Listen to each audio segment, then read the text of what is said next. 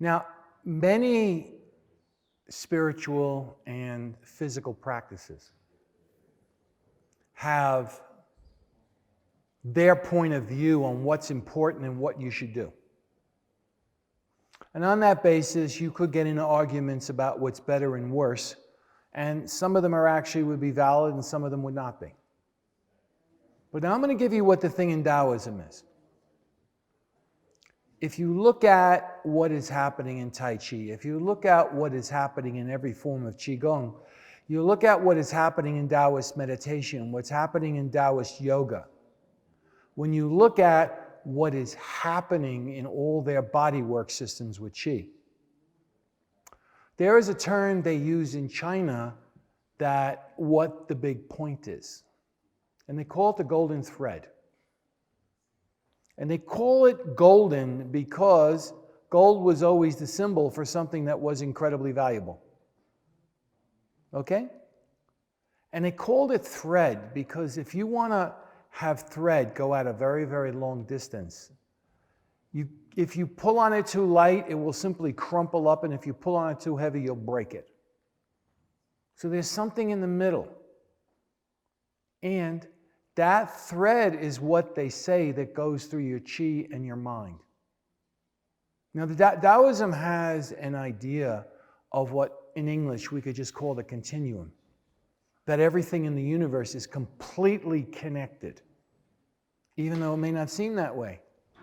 But just as everything in the universe is connected, everything on the earth is connected. Mountains are connected to the earth. Oceans are connected to the earth. Rivers that go into oceans are connected. The water is connected to each other. You don't find the oceans suddenly disconnecting, rising up, and moving toward the moon. That doesn't happen. When you talk about Qi, even though you may be using it in thousands of ways, there is something that is connecting it so it's one whole. Your blood circulation is a golden thread. It doesn't just go to this part of your body and then it stops going through the blood vessels, waits a minute or so, and then starts again. If you had that, you'd have a stroke, or you'd have a heart attack, or you'd be dead in some fashion. It continues. But right now, what you're looking at is that when the golden threads you're focusing on right now is that from your shoulders, you want a golden thread of the Qi sinking and rooting going through your body. But there's a tendency, for example, let's say you get to your knees, and you'd forget your shoulders. You'd forget it. You just like it would be out of sight, out of mind. And the fact of the matter is that when you're connecting one thing to another, one body part to another, one Qi flow to another, they are supposed to never disconnect. They are supposed to continue to be present. And that's the golden thread. And in meditation, if a person completes everything that is implied in the golden thread, they would become a Buddha. They would become a Taoist immortal. Of course, let us not make it sound like it's all that easy, because it's not. But I want you to understand that. So what I want you to do now is that as things are pushing on you, beside the fact that you're sinking, I also want you to make sure that when your chest sinks and it goes to your belly, that your chest and your belly are connected. When it goes down to your hips, that your chest, your belly, and your hips are connected. In other words, the golden thread, and you go down to your knee, you have this golden thread continuing through each part of you that you're releasing.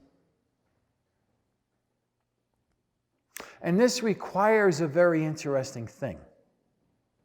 The reason why people break their conscious awareness of the golden thread is that their mind shuts down. That they have not found the golden thread inside their mind, where their mind simply can be aware, and that awareness just continues. It doesn't start and stop. Now, if you're talking about ordinary analytic thought is based upon stopping and starting. You made this analysis, you stop, you go on to the next analysis, but inside you, whatever is driving your ability to be aware and think, Your conscious ability, that's fine. You can add, you can subtract, multiply, spell words. You can write a book. But wait a second. Where is all that thought coming from? The Chinese call that the heart mind. You could call it the unconscious mind if you want, but it's actually more than that. But wherever the place is that allows you to consciously think, you need to find the golden thread. So when you are practicing, you are always aware of that, because it's that place inside of you that can be aware of everything that's happening in your body simultaneously. Your conscious mind cannot. It can't. It's not capable of it. What I'm going to ask you to do is just this business of trying to sync your chi, trying to get it to go down towards your feet. You need to try and work this inside you. So if you're lucky, you're going to get a direct perception of what it's like. Because after that, it's just a question of you practice it, and you make it better and better and better. There is no end to how much better you can make it. But the first thing is you need to be able to recognize when the parts of your body are connecting and your chi is flowing through it, from the very top of your head down to the very bottom of your feet.